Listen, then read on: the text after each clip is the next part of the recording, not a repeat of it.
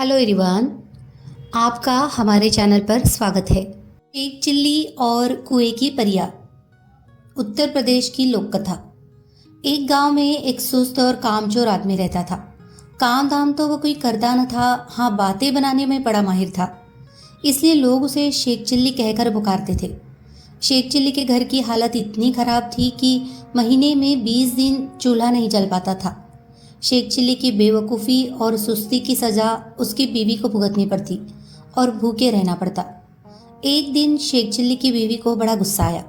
वो बहुत बिगड़ी और कहा, अब मैं तुम्हारी कोई भी बात नहीं सुनना चाहती। चाहे जो कुछ करो, लेकिन मुझे तो पैसा चाहिए। जब तक तुम कोई कमाई करके नहीं लाओगे, मैं घर में नहीं घुसने दूंगी। ये कहकर बीवी ने शेख चिल्ली को नौकरी की खोज में जाने को मजबूर कर दिया। साथ में रास्ते के लिए 4 रूखी सूखी रोटियां भी बांध दी। साग सालन कोई था ही नहीं, देती कहाँ से।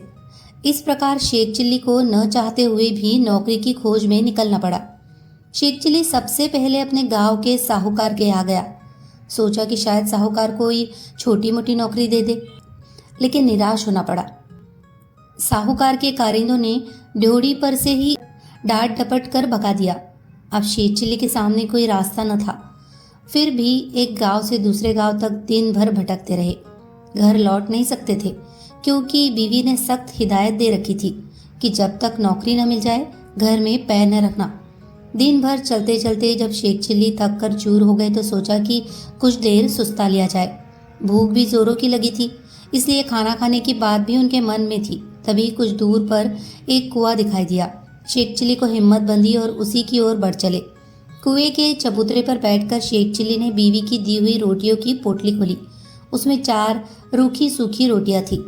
भूख तो इतनी जोर की लगी थी कि उन चारों से भी पूरी तरह न बुझ पाती। लेकिन समस्या यह भी थी कि अगर चारों रोटियां आज ही खा डाली तो कल परसों या उससे अगले दिन क्या करूँगा, क्योंकि नौकरी खोजे बिना घर घुसना नामुमकिन था।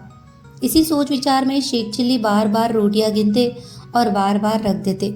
समझ में नहीं आता कि क्या किया जाए। जब शेख चिल्ली से अपने आप कोई फैसला न हो पाया तो कुएं के देव की मदद लेनी चाहिए। वह हाथ जोड़कर खड़े हो गए और बोले, हे बाबा, अब तुम ही हमें आगे का रास्ता दिखाओ। दिन भर कुछ भी नहीं खाया है। भूख तो इतनी लगी है कि चारों को खा जाने के बाद भी शायद ही मिट पाए। लेकिन अगर चारों को खा लेता हूँ तो आगे क्या करूँगा। मुझे अभी कई दिनों यही आसपास भटकना है। इसीलिए हे कुआं बाबा, अब तुम ही बताओ कि मैं क्या करूं। 1 खाऊं, 2 खाऊं, 3 खाऊं, चारों को खा जाऊं। लेकिन कुएं की ओर से कोई जवाब नहीं मिला। वो बोल तो सकता नहीं था, इसीलिए कैसे जवाब देता। उस कुएं के अंदर 4 परियां रहती थी। उन्होंने जब शेख चिल्ली की बात सुनी तो सोचा कि कोई दानव आया है जो उन्हीं चारों को खाने की बात सोच रहा है। इसीलिए तय किया कि चारों कुएं से बाहर निकलकर उस दानव की विनती करनी चाहिए ताकि वह उन्हें न खाए। ये सोचकर चारों परियां कुएं से बाहर निकल आई। हाथ जोड़कर वे शेख चिल्ली से बोली, हे दानवराज, आप तो बड़े बलशाली हैं। आप व्यर्थ ही हम चारों को खाने की बात सोच रहे हैं। अगर आप हमें छोड़ दे तो हम कुछ ऐसी चीजें आपको दे सकती है जो आपके बड़े काम आएगी। परियों को देखकर व उनकी बातें सुनकर शेख चिल्ली हक्के बक्के रह गए। समझ में न आया कि क्या जवाब दे।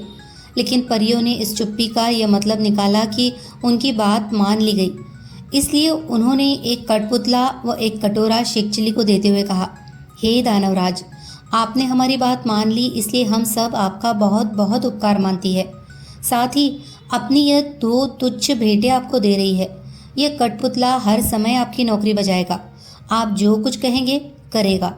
और यह कटोरा वह हर एक खाने की चीज़ आपके सामने पेश करेगा जो आप इससे मांगोगे। इसके बाद परिया फिर कुएं के अंदर चली गई। इस सब से शेख चिल्ली की खुशी की सीमा न रही। उसने सोचा कि अब घर लौटना चाहिए, क्योंकि बीवी जब इन दोनों चीज़ों के करतब देखेगी तो फूली न समाएगी। लेकिन सूरज डूब चुका था और रात घिर आई थी। इसलिए शेख चिल्ली पास के गांव में चले गए और एक आदमी से रात भर के लिए अपने यहाँ ठहरा लेने को कहा। ये भी वादा किया कि इसके बदले में वह घर के सारे लोगों को अच्छे अच्छे पकवान व मिठाइयाँ खिलाएंगे। वह आदमी तैयार हो गया और शेख चिल्ली को अपनी बैठक में ठहरा लिया। शेख चिल्ली ने भी अपने कटोरे को निकाला और उसने अपने करतब दिखाने को कहा। बात की बात में खाने की अच्छी अच्छी चीज़ों के ढेर लग गए। जब सारे लोग खा पी चुके तो उस आदमी की घरवाली झूठे बर्तनों को लेकर नाली की ओर चली। ये देखकर शेख चिल्ली ने उसे रोक दिया और कहा कि मेरा कठपुतला बर्तन साफ कर देगा। शेख चिल्ली के कहने भर की देर थी कि कठपुतले ने सारे के सारे बर्तन पल भर में निपटा डाले। शेख चिल्ली के कठपुतले और कटोरे के ये अजीबोगरीब करतब देखकर गांव के उस आदमी और उसकी बीवी के मन में लालच आ गया। शेख चिल्ली जब सो गए तो वो दोनों चुपके से उठे और शेख चिल्ली के कटोरे व कठपुतले को चुराकर उनकी जगह एक नकली कठपुतला और नकली ही कटोरा रख दिया। शेख चिल्ली को यह बात पता न चली। सवेरे उठकर उन्होंने हाथ मुंह धोया और दोनों नकली चीजें लेकर घर की ओर चल दिए। घर पहुंचकर उन्होंने बड़ी डींगे हाकी और बीवी से कहा, भगवान, अब तुझे कभी किसी बात के लिए झींकना नहीं पड़ेगा और न ही कोई काम हमें तुम्हें करना पड़ेगा। तुम जो चीज़ खाना चाहोगी मेरा ये कटोरा तुम्हें खिलाएगा और जो काम करवाना चाहोगी मेरा ये कठपुतला कर डालेगा। लेकिन शेख चिल्ली की बीवी को इन बातों पर विश्वास न हुआ। उसने कहा, तुम तो ऐसी डींगे रोज ही मारा करते हो, कुछ करके दिखाओ तो जानू। हाँ, क्यों नहीं, शेख चिल्ली ने तपाक से जवाब दिया और कटोरा व कठपुतले में अपने अपने करतब दिखाने को कहा। लेकिन वह दोनों चीज़ें तो नकली थी। अंततः शेख चिल्ली की बात झूठी निकली। नतीजा ये हुआ कि उनकी बीवी पहले से ज़्यादा नाराज़ हो उठी। कहा, तुम मुझे इस तरह धोखा देने की कोशिश करते हो। जब से तुम घर से गए हो घर में चूल्हा नहीं जला है। कहीं जाकर मन लगाकर काम करो तो कुछ तनख्वाह मिले और हम दोनों को 2 जून खाना नसीब हो। इन जादुई चीजों से कुछ नहीं होने का। बेबस शेख चिल्ली खिसियाए हुए से फिर चल दिए। वह फिर उसी कुएं के चबूतरे पर जाकर बैठ गए। समझ में नहीं आ रहा था कि अब क्या किया जाए। जब सोचते सोचते वह हार गए और कुछ भी समझ में न आया तो उनकी आंखें छलछलाई और रोने लगे। ये देखकर कुएं की चारों परियां फिर बाहर आई और शेख चिल्ली से उनके रोने का कारण पूछा। शेख चिल्ली ने सारी आपबीती कह सुनाई। परियों को हंसी आ गई। वे बोली, हमने तो तुमको कोई भयानक दानव समझा था और इसलिए खुश करने के लिए वे चीज़ें दी थी, लेकिन तुम तो बड़े ही भोले भाले और सीधे आदमी निकले। खैर, घबराने की कोई ज़रूरत नहीं, हम तुम्हारी मदद करेगी। तुम्हारा कठपुतला और कटोरा उन्हीं लोगों ने चुराया है जिनके यहाँ रात को तुम रुके थे। इस बार तुम्हें एक रस्सी व डंडा दे रही है। इनकी मदद से तुम उन दोनों को बांध व मार कर अपनी दोनों चीज़ें वापस पा सकते हो। इसके बाद परिया फिर कुएं में चली गई। जादुई रस्सी डंडा लेकर शेख चिल्ली फिर उसी आदमी के यहाँ पहुंचे और कहा, इस बार मैं तुम्हें कुछ और नए करतब दिखाऊंगा। वह आदमी भी लालच का मारा था। उसने समझा कि इस बार कुछ और जादुई चीज़ें हाथ लगेगी, इसलिए उसने खुशी खुशी शेख चिल्ली को अपने यहाँ टिका लिया। लेकिन इस बार उल्टा ही हुआ। शेख चिल्ली ने जैसे ही हुक्म दिया वैसे ही उस घरवाले व उसकी बीवी को जादुई रस्सी ने कसकर बांध लिया और जादुई डंडा दनादन पिटाई करने लगा। अब तो वे दोनों चीखने चिल्लाने और माफ़ी मांगने लगे। शेख चिल्ली ने कहा, तुम दोनों ने मुझे धोखा दिया है। मैंने तो ये सोचा था कि तुमने मुझे रहने को जगह दी है, इसीलिए मैं भी तुम्हारे साथ कोई भलाई कर दूं, लेकिन तुमने मेरे साथ उल्टा बर्ताव किया, मेरे कठपुतले और कटोरे को ही चुरा लिया। अब जब वे दोनों चीज़ें तुम मुझे वापस कर दोगे तभी मैं अपनी रस्सी व डंडे को रुकने का हुक्म दूंगा। उन दोनों ने झटपट दोनों चुराई हुई चीज़ें शेख चिल्ली को वापस कर दी। ये देखकर शेख चिल्ली ने भी अपनी रस्सी व डंडे को रुक जाने का हुक्म दिया। अब अपनी चारों जादुई चीज़ें लेकर शेख चिल्ली प्रसन्न मन से घर को वापस लौट पड़े। जब बीवी ने फिर देखा कि शेख चिल्ली वापस आ गए हैं तो उसे बड़ा गुस्सा आया। उसे तो कई दिनों से खाने को कुछ मिला नहीं था, इसलिए वह भी झुंझलाई हुई थी।